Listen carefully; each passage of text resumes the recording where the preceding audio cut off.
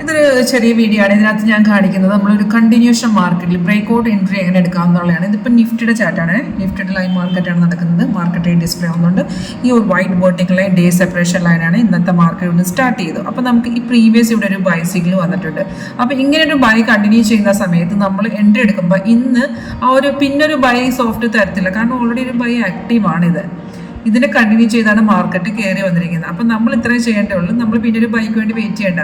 ഈ ഒരു red star കണ്ട, അത് റെസിസ്റ്റ് ചെയ്യുന്ന ലെവലാണ്. ആ റെസിസ്റ്റന്റ് മാർക്കറ്റ് എപ്പോൾ ബ്രേക്ക് ചെയ്യുമോ ആ ലെവൽ വെച്ച് ഡയറക്റ്റ് നമുക്ക് കോൾ ഓപ്ഷൻ ബൈ ചെയ്തിടാം.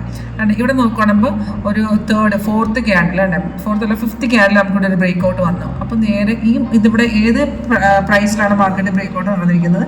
ഇപ്പോൾ ഫോർ എക്സാമ്പിൾ നോക്കുകയാണെന്നുണ്ടെങ്കിൽ ഈ 22,654 ഈ 654 എന്ന് പറയുമ്പോൾ നമുക്ക് അതിൻ്റെ 600 അഡ്ഡമണിലോട്ടോ അല്ലെങ്കിൽ 500, 400 അതിൻ്റെ ഇന്തമണിയൊക്കെ എടുക്കുക. അപ്പം സിമ്പിളായിട്ട് ഒരു ബ്രേക്ക് ഔട്ട് വേണ്ടി നമ്മളിങ്ങനെ എടുക്കുക. അതായത് ഒരു കണ്ടിന്യൂഷൻ മാർക്കറ്റ് വരുമ്പോൾ പിന്നെ നിങ്ങൾക്ക് ഇവിടെ ഒരു ബൈ കിട്ടേണ്ട ആവശ്യമില്ല. കാരണം ഓൾറെഡി ബൈ ആക്റ്റീവാണ്.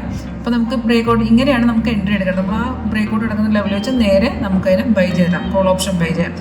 ഈ മൂവ്മെൻറ്റ് നോക്കുകയാണെങ്കിൽ നല്ല രീതിയിൽ മാർക്കറ്റ് കയറി.